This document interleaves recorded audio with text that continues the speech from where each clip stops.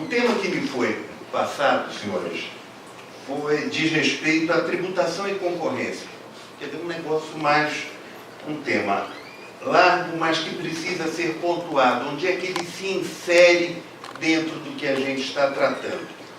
Em primeiro lugar, várias dessas salas que nós estamos frequentando neste congresso tratam de cobrança, tributação, incidência.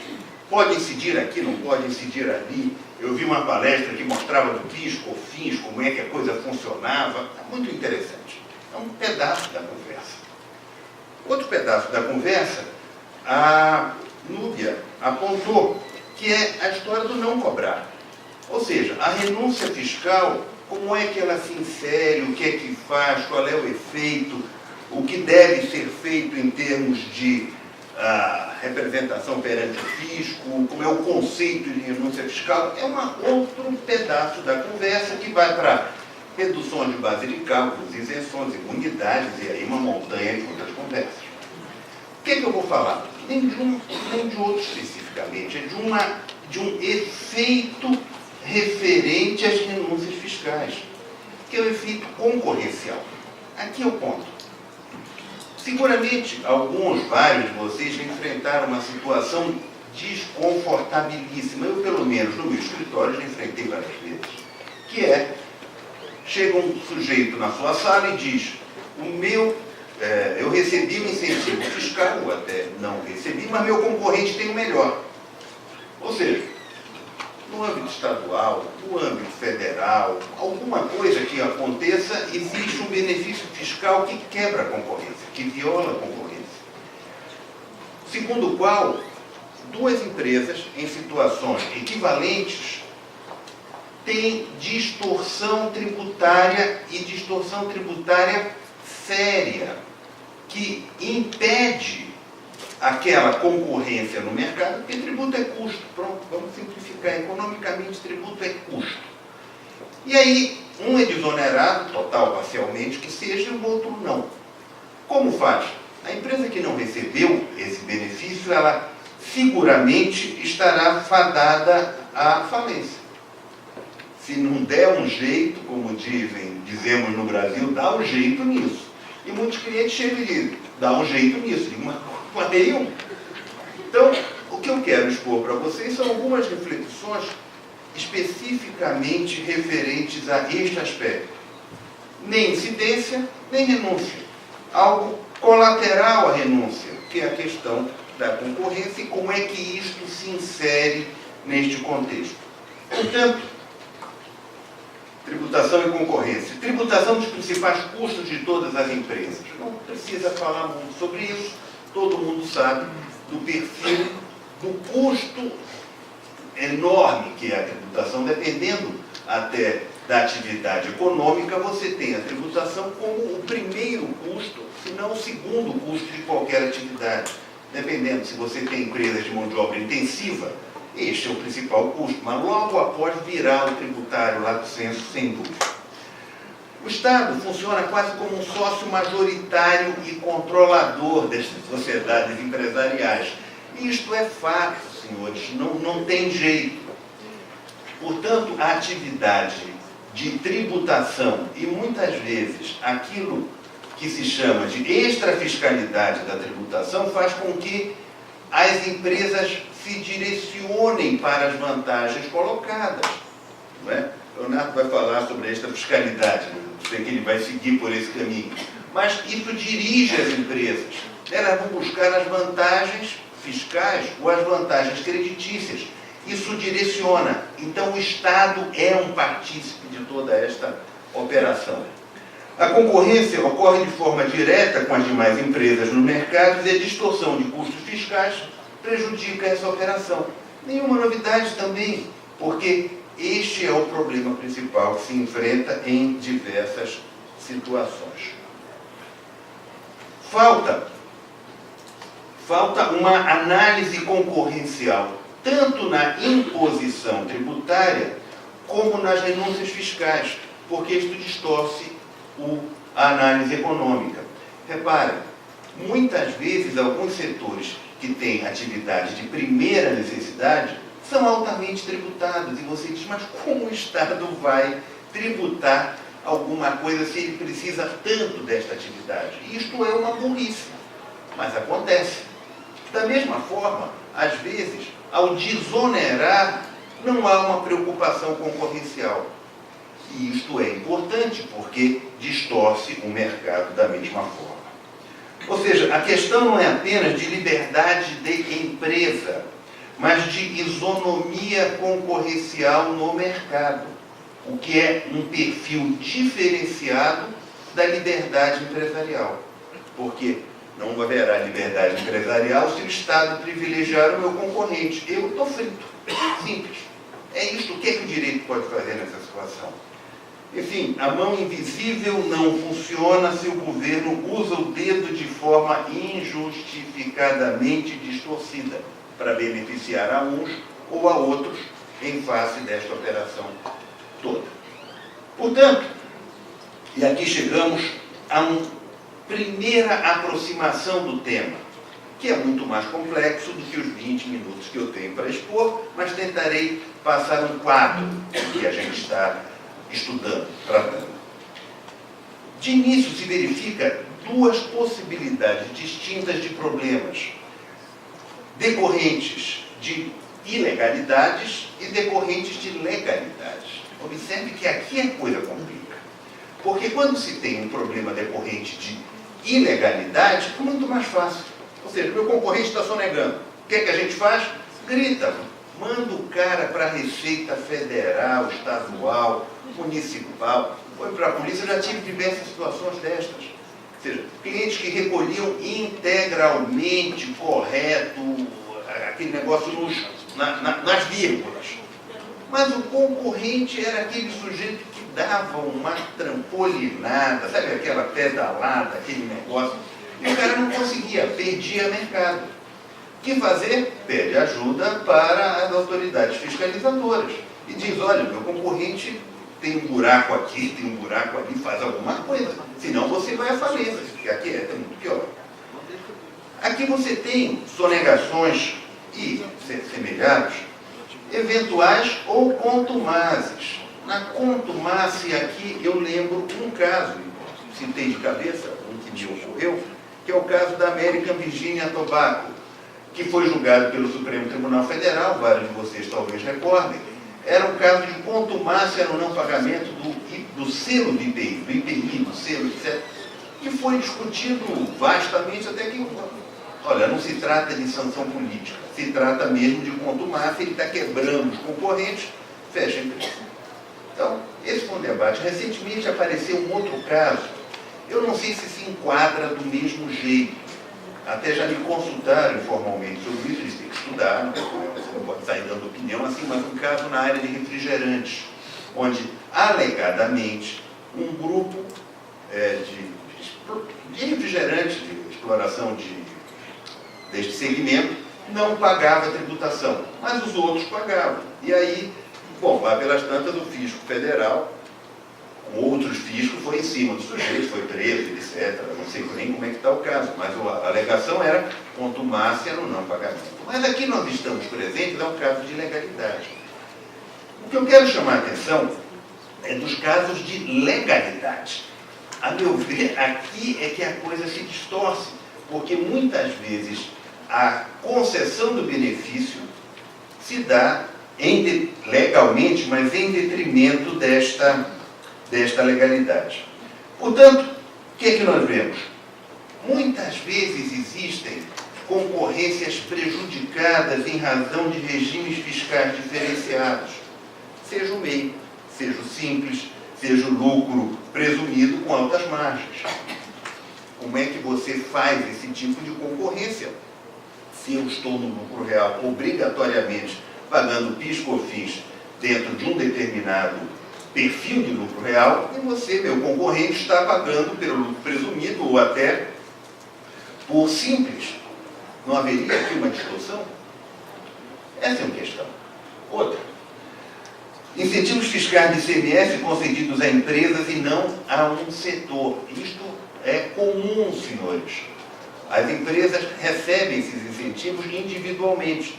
E muitas vezes recebem isso da seguinte maneira: olha, o pessoal que está hoje no governo, ou na secretaria, ou na comissão de política, é muito próximo, eu acho que dá para a gente conseguir um incentivo. E o sujeito consegue, cumpre todos os requisitos legais, formais, etc., e consegue aquele incentivo. Talvez os concorrentes não tenham tanta proximidade política para obter a mesma vantagem. E aqui nós temos um outro problema colocado, que é um problema concorrencial. Outro, incentivos fiscais mal desenhados para fins concorrenciais. Melhor exemplo, Zona Franca de Manaus. Por quê? Porque isso deslocou uma parte da produção de São Paulo para Manaus. É bom para Manaus? É bom. Mas e concorrencialmente, quem não conseguiu se deslocar ou quem vai fazer a concorrência a partir dali? Como é que isto se opera? Sem falar de zonas de processamento, de exportação e outros. Bom, para simplificar, subsídios e incentivos creditícios mal desenhados para setores específicos, isso tem muito no setor de navegação e no setor de construção naval, muita coisa especificada que dá vantagens a um e não a outros. Uso de locais e países com tributação reduzida, incentivos fiscais regionais concedidos a empresas e não a setores. Vamos lá, pessoal que conhece incentivo fiscal na área da Sudam, incentivo fiscal na área da Sudene, os incentivos são dados à empresa e não ao setor. Então nós podemos estar no mesmo setor, Núbia. Eu tenho incentivo, você não tem. E aí? Você faliu. Esse é o problema. Bom, aí chegamos na primeira questão central. A quem as empresas devem recorrer quando o problema concorrencial tributário é identificado, decorrentes de fontes legais ou ilegais? Aqui, antes de seguir, eu vou fazer um parêntese para contar uma história. A história é a seguinte. Esse é um tema que eu apresentei dias atrás, num evento que ocorreu na Federação das Indústrias. E o pessoal a quem estava a plateia, o pessoal era todo mundo da área de concorrência. E o único a falar na área de tributação. Quando eu falei, disseram, mas como? Isto é um absurdo, não existe isto, não pode haver algo que seja legal e quebre a concorrência. Eu olhei para eles e disse, vocês devem ir para o Congresso de Direito Tributário para ver como é que isso existe e vocês não têm nem ideia. E aí, quando expus, vocês vão ver onde é que estava a discussão. Então, no primeiro, a quem compete... peraí, eu não virei. Bom, questão central. A quem as empresas devem recorrer quando o problema concorrencial tributário é identificado, decorrente de fontes legais ou ilegais? A pergunta, quem é competente para tratar o problema? Na questão da fiscalização, se a questão for ilegal, Receita Federal, Secretaria de Fazenda, Superintendência Geral do CAD, Poder Judiciário, como é que faz isso? Quem julga, quem fiscaliza, quem analisa essa coisa toda?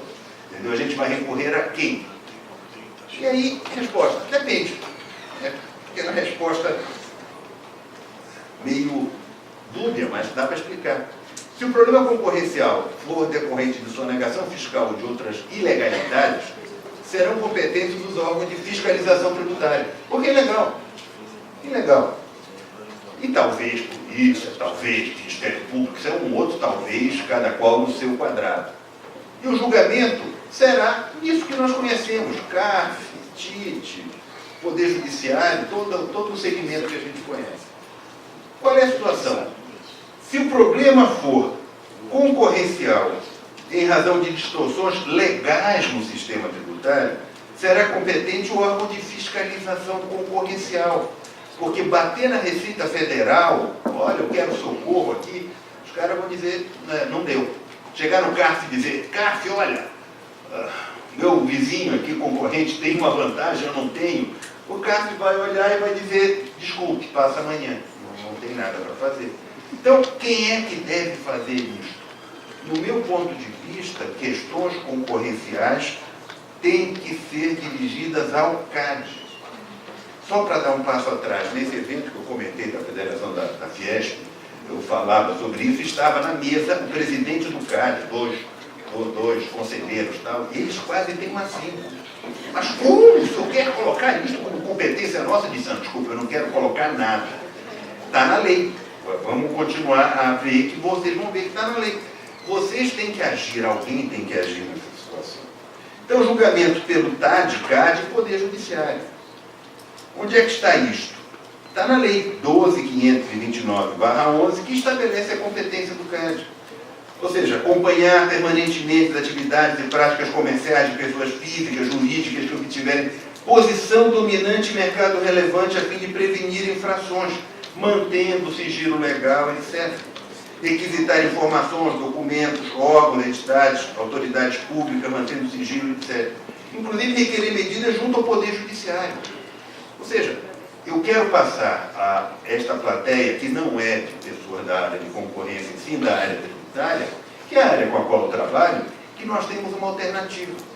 Ou seja, depois de muito pensar o que é que dá para fazer quando o problema é identificado, é pressionar o CAD para ver o que é que a gente pode ampliar quanto a isto.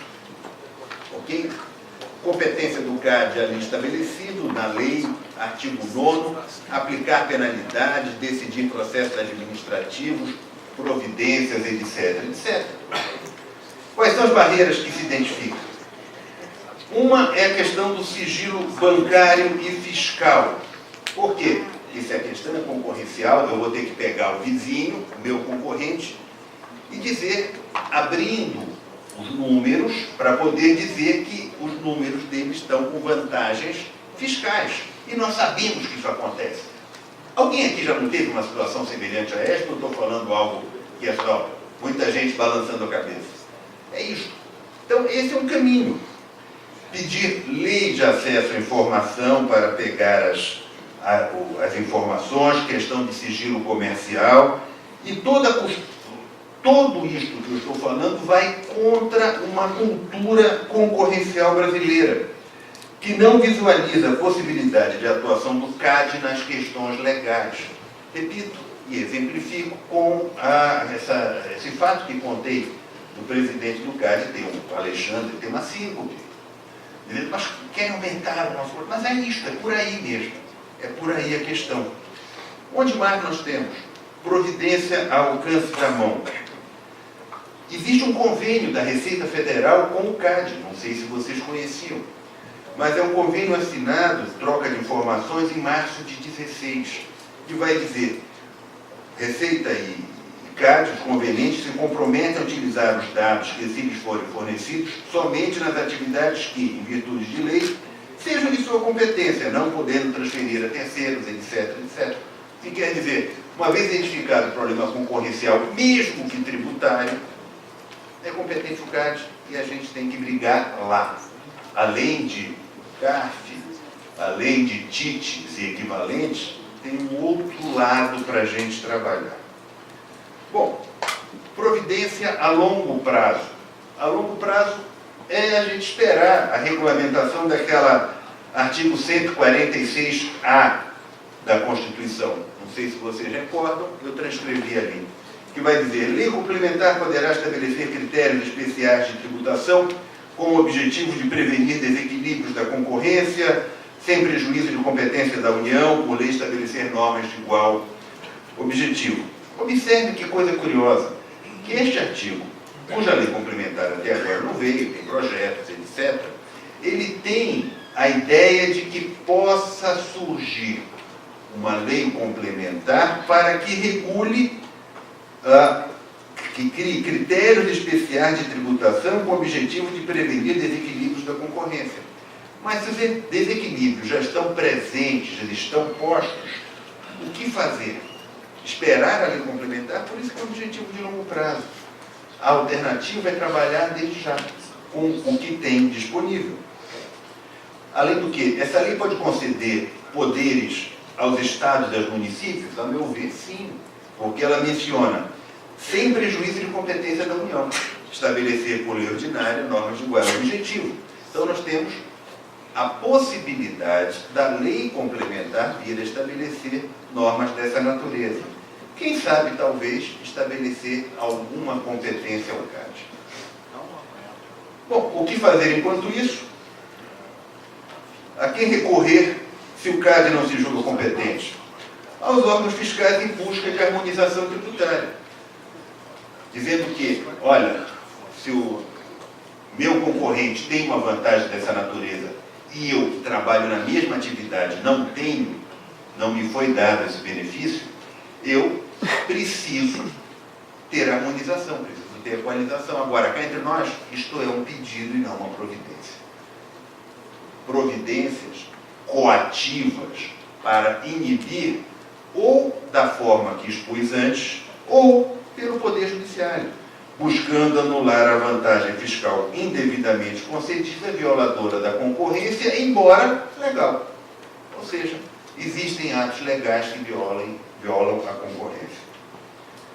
Segunda questão central, e aqui já me encaminho para o final. Como equiparar quem busca uma economia fiscal com quem não lança mão desta alternativa? Por exemplo, planejamentos fiscais, elisão, etc. Repare que a coisa é muito interessante, porque em um dado momento, você para e diz, será que todos têm igual oportunidade? Vamos imaginar, uma determinada empresa tem os custos menores, e é verdadeiro, porque não são mão de um planejamento fiscal. Estou falando de elisão. Não vamos discutir aquele negócio de evasão, aquele ilícito, não é a nossa pauta, tira. Estamos falando de um planejamento lícito, correto, carimbado, bonitinho, tudo fiscalizado. Ele fez. O vizinho não fez, o concorrente do lado não fez o planejamento. É um caso de quebra da concorrência? Seguramente não. Seguramente não. Porque os dois poderiam ter feito, os dois poderiam ter lançado mão. Então aqui não é um caso de uma quebra de concorrência, porque é uma economia fiscal que estava disponível para todos, um fez, o outro não. A ideia de quebra da concorrência é de uma ação estatal por renúncia fiscal, ou por subvenções, ou por benefícios creditícios que quebrem a concorrência. Tá certo? Vamos ficar só na renúncia fiscal, o resto é pauta para outra conversa. Mas uma ação do Estado que, por renúncia fiscal, quebra a concorrência. Aqui é que é o problema colocado e que enseja todo o debate competencial que mencionei acima. Todas as empresas têm a mesma possibilidade de acesso àquele benefício fiscal? Então, se todas têm, não há esta irregularidade, mas se você tem distorção, aqui sim haverá. É isonômica e justificada a razão do descrime? Isso é um outro debate interessante. Exemplo, botei na tela, e é para finalizar mesmo. Quem conhece âmbito de Sudam, Sudene, aqueles benefícios fiscais que são concedidos às empresas e não aos setores. A exigência, entre várias outras, é que as empresas sejam sociedades anônimas e localizadas na região. Até onde vai a possibilidade de apreciação jurídica das opções políticas? Caso concreto, vamos imaginar alguém que tenha uma limitada empresa, organizada, bonita, grande até como limitada, nesta região e queira pedir incentivos. A legislação vai dizer, só damos para SA. Qual é o limite de você discutir isso? Acho que alguns limites existem para estas opções políticas e que não são judicializadas. O que é judicializado, efetivamente, do meu ponto de vista, é a concessão de incentivos fiscais que quebrem a economia. E isto acontece muito frequentemente. Isto gera problemas de concorrência e muitas vezes as empresas são penalizadas e nós temos muita dificuldade de agir nesta situação enquanto advogados da área tributária. Motivo pelo qual apresento o trabalho para dizer, pensar numa alternativa concorrencial para levantar o debate para outras placas. Muito obrigado.